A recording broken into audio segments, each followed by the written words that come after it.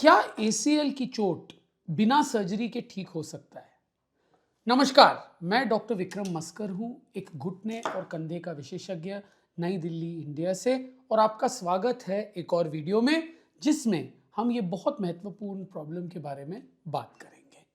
तो पहले समझते हैं एसीएल क्या होता है। एसीएल का पूरा मतलब है एंटीरियर क्रूशिएट लिगामेंट। मतलब एंटीरियर मतलब आगे वाली लिगामेंट, क्रूशिएट मतलब घुटने के बीच वाली लिगामेंट, और लिगामेंट मतलब स्नायुबंधु, जो दो हड्डियों को एकजुट रखता है। नाउ लिगामेंट जो है ये रबर बैंड की तरह होती है। रबर बैंड जो है उसमें इलास्टिसिटी होती है। इलास्टिसिटी मतलब जब आप खींचते हो रबर बैंड को और जब आप छोड़ते हो तो वो वापस अपनी ओरिजिनल शेप पे आ जाती है।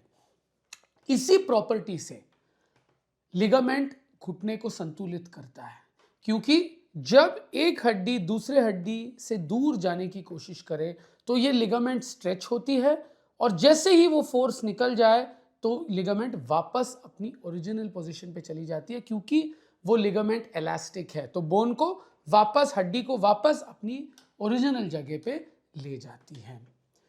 एसीएल जो है ये घुटने को आगे जाने से रोकती है और घुटने को रोटेट होने से रोकती है। सॉरी टू डिस्टर्ब यू, पर अगर आपको कोई प्रॉब्लम हो रहा है, आपको, आपके फैमिली मेंबर को, आपके दोस्त को घुटने और कंधे में, तो डिस्क्रिप्शन में दिया हुए नंबर पे फ़ोन करके मेरी टीम आपकी मदद करेगी मेरे साथ अपॉइंटमेंट करने के लिए, आइदर इन पर्सन या online. Thank you. Now ligaments जो है ये झाड़ू की तरह होती हैं, मल्टीपल स्टिक से बनी हुई है, जिसके चारों तरफ ऊपर वाले ने एक कवरिंग लगाई है उसको एकजुट रखने के लिए।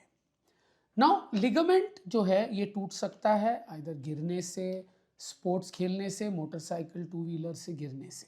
नाउ जब ये टूट जाती है तो घुटना उस डायरेक्शन में असंतुलित हो जाता है।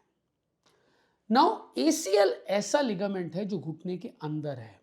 नाउ घुटने के अंदर जो वातावरण ऊपर वाले ने बनाया है उसमें कुछ ऐसे पदार्थ है जो हीलिंग को थोड़ा रोकती हैं, जैसे साइटोकाइंस, ऐसे अलग अलग पदार्थ है घुटने के ल्यूब्रिकेंट फ्लूइड में जो हीलिंग को थोड़ा बहुत रोकती हैं। तो अंदर वाले लिगामेंट्स घुटने के ये थोड़ा कम हील होते हैं, इनकी हीलिंग की गति थोड़ी कम होती है।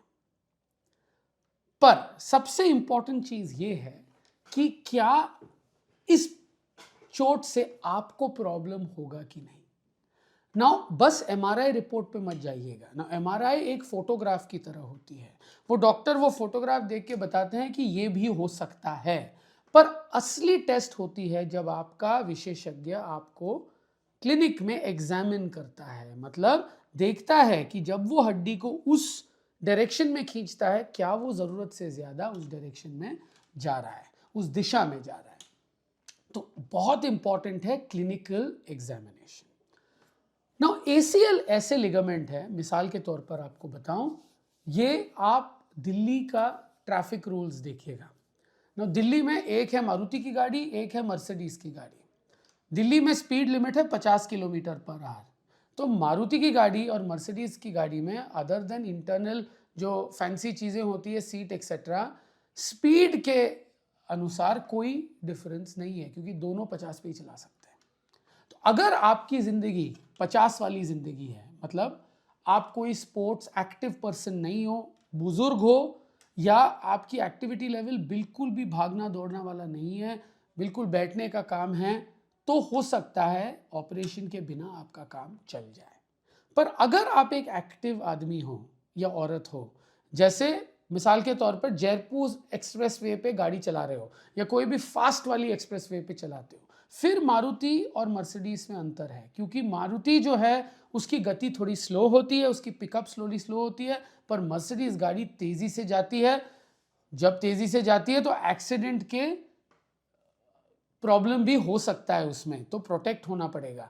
तो प्रोटेक्ट होने के लिए सीट बेल्ट लगानी पड़ेगी। सीट बेल्ट मतलब संतुलन चाहिए। अगर संतुलन नहीं हो गाड़ी में तो ज़्यादा आसानी से एक्सीडेंट हो सकता है। तो जब लिगामेंट टूट जाए तो ये एक टायर की तरह होती है जो ट्यूबलेस है। ट्यूबलेस टायर में गाड़ी तो चल सकती है पर तेज़ी से नहीं जा सकती, और जितनी जल्दी उसको सही करोगे, अगर आपको तेज़ी से जाना है उतना अच्छा है आपके लिए।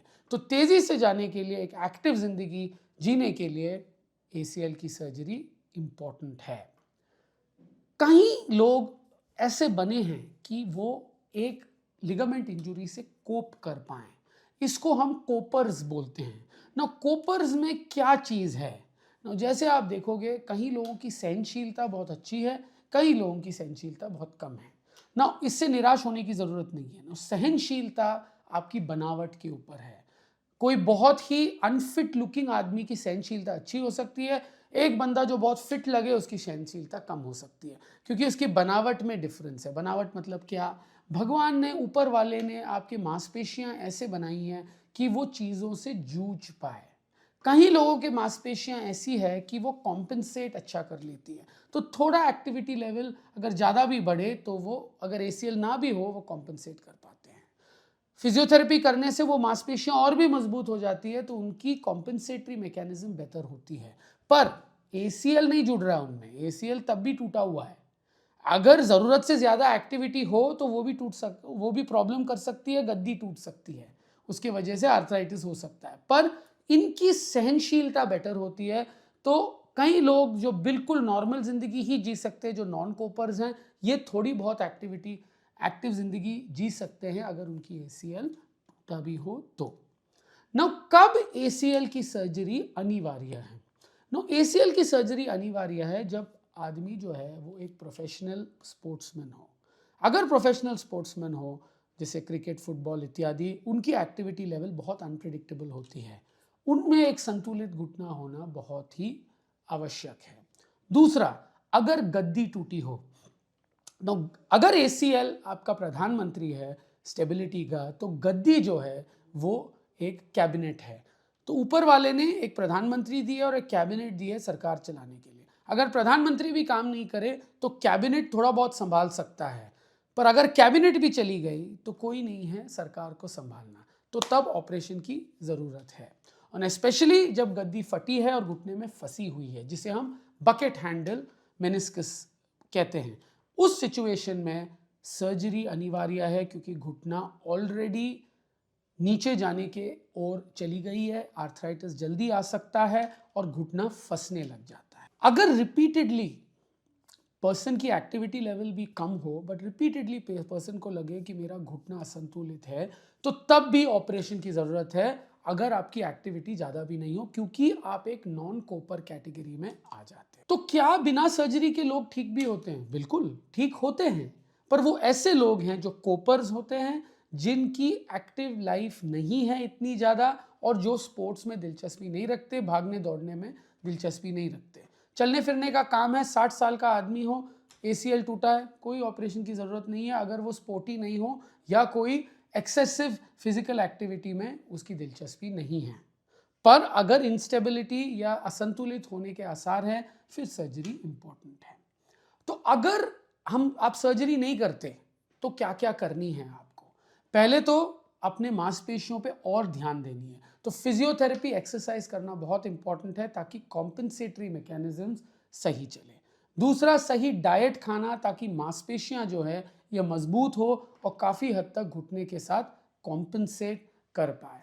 तीसरा, अपनी एक्टिविटीज़ मॉडिफाई करना, कोई भी दिशा बदलने वाली एक्टिविटी को कम करना बहुत इंपॉर्टेंट है, ताकि घुटना संतुलित रहे। अगर ACL सर्जरी भी हो तो रिकवरी के लिए फिजियोथेरेपी बहुत इंपॉर्टेंट है, सही डाइट बहुत इंपॉर्टेंट है, रिस्ट्रिक्शंस जो डॉक्टर बताए आपको उसको फॉलो करना बहुत ही इंपॉर्टेंट। तो कुछ कॉमन मिस्टेक्स जो लोग करते हैं जब उनका ACL टूटा हुआ है, सर्जरी हो या ना हो। एक तो कोई भी एक्टिविटी या एक्सरसाइज करने से पहले वार्म अप नहीं करना, सही डाइट नहीं लेना, प्रोटीन होनी चाहिए, कार्बोहाइड्रेट होनी चाहिए, एटलीस्ट 1 ग्राम ऑफ प्रोटीन पर kg बॉडी वेट, एक्सरसाइज नहीं करना रेगुलरली मांसपेशियों का, और डॉक्टर का सलाह नहीं मानना, जो चीज़ें नहीं करनी है। तो ये कॉमन मिस्टेक्स है कि अगर आप ये अवॉइड करें तो आप अपनी ज़िंदगी जो है एक संतुलित ज़िंदगी घुटने के साथ बिता सकते हो।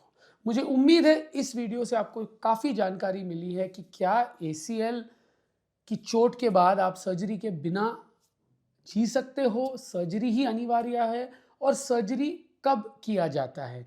अगर आपको मेरा वीडियो पसंद आए, please like and subscribe to my channel and please follow me on Instagram.